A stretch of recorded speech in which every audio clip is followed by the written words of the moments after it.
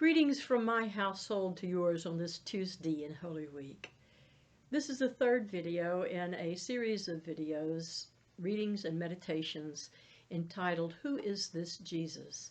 And based on the Passion story of Jesus, which is written in the Gospel of Matthew. A reading from the Gospel of Matthew, chapter 26, verses 31 through 56. This reading includes Peter's denial, foretold, Jesus' praise in Gethsemane, betrayal and arrest of Jesus. You are invited to read along with me on the parts in yellow font. Then Jesus said to them, You will all become deserters because of me this night, for it is written, I will strike the shepherd, and the sheep of the flock will be scattered. But after I am raised up, I will go ahead of you to Galilee. Peter said to him, Though all become deserters because of you, I will never desert you. Jesus said to him, Truly I tell you, this very night, before the cock crows, you will deny me 3 times. Peter said to him, Even though I must die with you, I will not deny you. And so said all the disciples. Then Jesus went with them to a place called Gethsemane, and he said to his disciples, Sit here while I go over there and pray. He took with him Peter and the 2 sons of Zebedee, and began to be grieved and agitated. Then he said to them, I am deeply grieved, even to death. Remain here and stay awake with me. And going a little farther, he threw himself on the ground and prayed, My Father, if it is possible, let this cup pass from me. Yet not what I want, but what you want. Then he came to the disciples and found them sleeping. And he said to Peter, So, could you not stay awake with me 1 hour?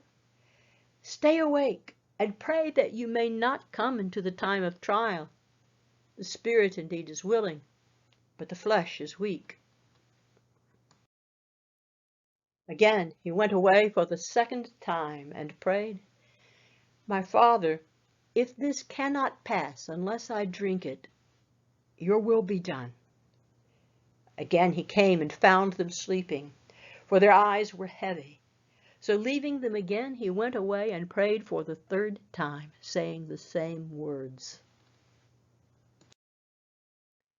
Then he came to the disciples and said to them, Are you still sleeping and taking your rest? See, the hour is at hand, and the Son of Man is betrayed into the hands of sinners. Get up, let us be going. See, my betrayer is at hand. While he was still speaking, Judas, one of the 12, arrived. With him was a large crowd with swords and clubs from the chief priests and the elders of the people. Now the betrayer had given them a sign, saying, The one I will kiss is the man. Arrest him. At once he came up to Jesus and said, Greetings, Rabbi, and kissed him. Jesus said to him, Friend, do what you are here to do. Then they came and laid hands on Jesus and arrested him. Suddenly, one of those with Jesus put his hand on his sword, drew it, and struck the slave of the high priest, cutting off his ear. Then Jesus said to him, Put your sword back into its place, for all who take the sword will perish by the sword. Do you think that I cannot appeal to my Father, and he will at once send me more than 12 legions of angels? But how then would the scriptures be fulfilled, which say it must happen in this way? At that hour, Jesus said to the crowd, Have you come out with swords and clubs to arrest me as though I were a bandit? Day after day I sat in the temple teaching, and you did not arrest me.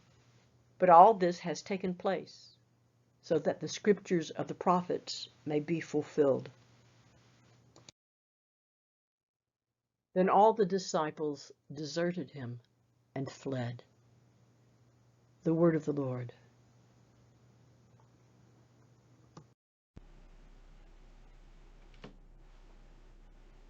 So who is this Jesus who's just been deserted by all of his friends, left all alone? Well, he is a Jesus who is all alone. And he's a Jesus who is living a story that seems to just keep getting worse and worse. And it's a Jesus who looks to a lot of people like a failure, since even his closest followers have fled.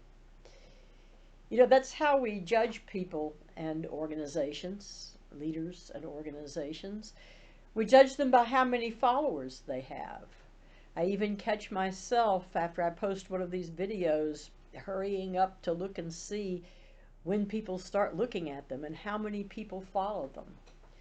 I remember the last time I was in church looking around and counting the heads to see who was there, knowing that many a Sunday morning my hopes would rise or fall based on how many people were sitting in the pews that day. And it's not just in situations like these for organizations and leaders that we look outside of ourselves to judge what's happening. We may not do it with the number of people following us, but still we look to other people to find affirmation, to feel some sense of support. And when that affirmation and that support is lacking, when it's not there, then we often do feel alone. And we often do feel like our story just might be getting a bit worse. And sometimes we even feel like a failure. So who is this Jesus for us at these times when it feels like all of our support has deserted us and fled? But when we look at the story, Jesus is the one who, no matter what happens, stays true to his heart.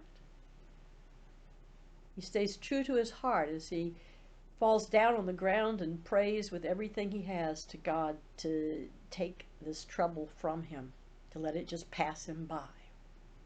He's the one who stays true to his heart when time after time on that night his friends let him down and cannot even stay awake with him 1 hour while he's praying. He stays true to his heart even when the trouble he fears most begins to start happening. Who is this Jesus who can stay true to his heart in the midst of all this trouble? He's a Jesus who draws his support from within. He draws his support from deep within his own heart. Deep within his heart, in that place where God resides and continues to tell us that we are loved, that we are supported, and that whatever happens, God will see us through. A few years ago, I was introduced to a series of books called the Heart Song series, written by a young poet and peacemaker who died, I can't remember, it was sometime in the 2000s. He died at the age of 13, Matty Stepanek. And the series takes its name, Heart Song, from one of the first poems that Matty Stepanek ever wrote. I say wrote, I think that he may have even been younger than that and dictated it to his mother.